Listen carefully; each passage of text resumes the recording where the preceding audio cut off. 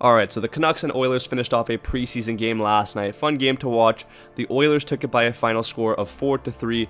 And heading into the third period, it was a 3-0 game for the Edmonton Oilers. But I gotta give hats off to the Vancouver Canucks because they battled back in that third period and made it a close scoreline. I don't think they played awful in the first two periods. They had a couple of good looks, some posts, even a disallowed goal from Derek Forbort for goaltender interference. But in that third period, they really turned it on. And for a team that on paper didn't have that many stars in the lineup, I mean, no one on the power play unit was playing from the other night, along with most of the defense core being absent, I was really happy with the way they were creating chances. Honestly, that's the main thing I've really liked about the new coaching system, is the fact they're actually moving their feet and getting to the open areas to create an opportunity. So it's promising to see that for sure. Obviously, McDavid and Draisaitl, such great players, they're going to do their thing. They connected for a couple goals in this game past Demko, but Demko actually did have a pretty good game. He made one really nice save here to keep it out with the paddle of his stick. That was incredible. I'd say 3 of the 4 goals that were scored on him weren't really his fault. One of them maybe he could have liked to have back, but I have liked what I've seen from him for the most part so far. As I said, the Oilers were up 3-0 heading into the third period of play. The goals were from McDavid, Draisaitl, and Frederic, who was set up by McDavid for that second goal.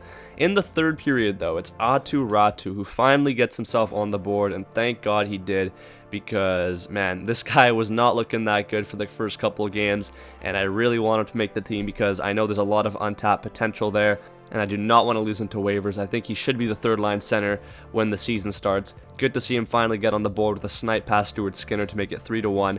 And right after that, it's Braeden Cootes who just continues to show well, and it's getting harder and harder to cut this guy because he's just been so great. Good hockey IQ on this play, spins it to the slot where it's going to pinball, it goes off of Ekholm's foot and past Skinner to make it a 3-2 game in short order. McDavid and Draisaitl then move in on a 2-on-1, and I think you know what's going to happen there. Clinical goal from those two makes it a 4-2 game. Canucks late in the game, they pull their goalie. They're down 2. Phil Hedl, nice heads-up play here, finds Lekkerimaki who slaps it in, past Stuart Skinner to make it a 1-goal game. Lekkerimaki is such a weird player because at the start of training camp, I thought there was no chance he was going to make the team, but he has just looked better and better as it has gone on, and this was his best game yet against his toughest task. He's playing against a very good Oilers squad, and he looked great, really confident with the puck, moving with it, finding himself in good areas to get good chances, had a couple of good chances, and he got himself that goal, obviously. Him and Cootes are going to be the two most interesting players to watch as they make more and more cuts to this Vancouver Canucks team. You really don't know what they're going to do, but they're really challenging for spots, both these young players. You'll love to see it, but I really don't know what they're going to do or who they decide to keep and cut. It's a good problem to have, obviously, but you also have those other guys like the Sassons and the Carlsons who are also vying for spots, but the difference is those guys are not waiver exempt. So I don't know what exactly you do there. The one guy I'm pretty certain I don't really want to see on the Canucks main roster is Archie Bains. I think he's had ample time to try and prove himself, and he hasn't really done anything with it. I think he is an AHL player who plays good at that level, but when he gets to the NHL, I don't know, he just can't really break through. It's just my opinion.